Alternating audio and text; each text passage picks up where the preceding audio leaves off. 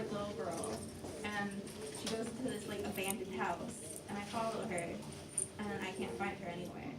And I go into this room, and there's a noose, and there's a noose and a chair, and I start walking forward, and the chair is gone, and the girl is in the noose.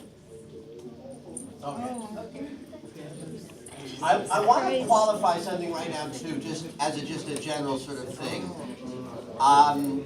This is a very casual means of interacting, kids, and I'm going to assume that if you raise your hand and you share a dream, that you're down for this, and that we don't need to really be talking about, you know, your history of sexual abuse, or that you're suicidal and and then I get sued because you went home and killed yourself, and it's because I was too flippant about your dream. I just want to point that out.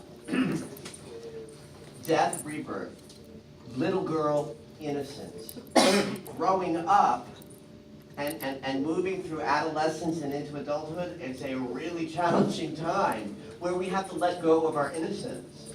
And in fact, suicide is like to say, if we've already established that death is followed by a rebirth and death is a good thing, then suicide is almost like saying, I choose when I'm ready to sacrifice my innocence, my childlike nature, so that I can become the adult that I'm becoming.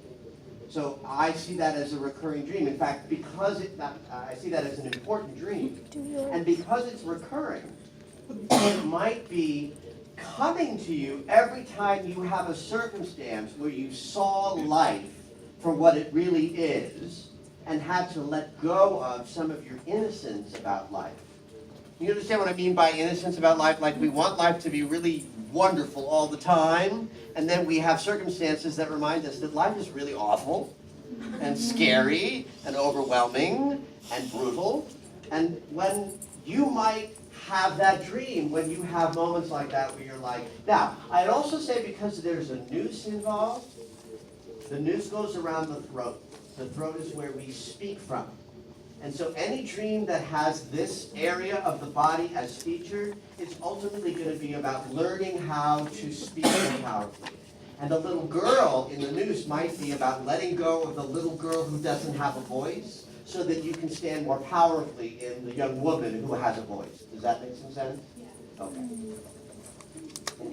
Sorry. I talk a lot, so if I like get into